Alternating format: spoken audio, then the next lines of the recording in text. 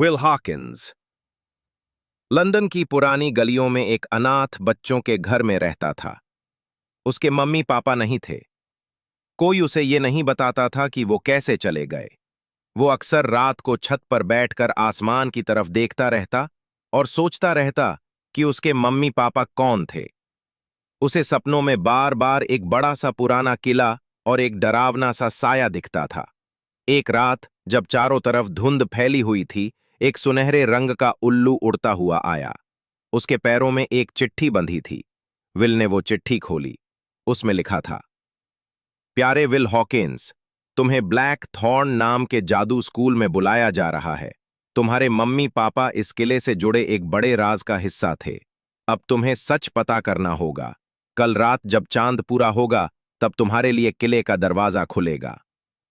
अगली रात जब सब सो रहे थे, विल ने देखा कि अनाथालय के बगीचे में एक चमकदार दरवाजा बन गया है। वो दरवाजे से अंदर गया तो जैसे किसी और ही दुनिया में पहुंच गया। वहां एक बहुत बड़ा किला खड़ा था। उसकी दीवारों पर नीली और हरी रोशनी चल रही थी।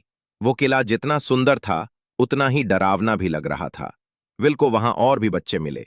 कोई मम्मी पापा के बिना था, कोई अपने घर से दूर हो गया था। विल की दोस्ती दो बच्चों से हुई, अलेक्जेंडर जो बहुत होशियार था लेकिन थोड़ा घमंडी था, और एला जो चुप रहती थी लेकिन आगे की बातें जान लेती थी। वहां विल को जादू सिखाया जाने लगा। धीरे धीरे उसे समझ में आया कि उसके अंदर कोई खास ताकत है। वहां के टीचर उसके साथ अजीब तरह से पेश आते थे, जैसे वो कुछ छुपा रहे हों। एक रात स्कूल की घंटी जोर से बजी। सब घबरा गए क्योंकि इसका मतलब था कि कोई बुरी ताकत स्कूल के अंदर आ गई है।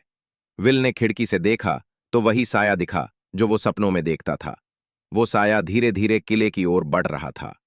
विल और उसके दोस्त किताबों की अलमारी में पहुंचे और एक पुरानी किताब से एक खास जादू सीखा। उस जादू का नाम था लाइट ऑफ आर्कनस्टोन। ये जादू आसान नहीं था, लेकिन उनके पास और कोई तरीका नहीं था। साया अब किले के दरवाजे तक पहुंच गया था। विल ने अपनी छड़ी उठाई और जादू बोला।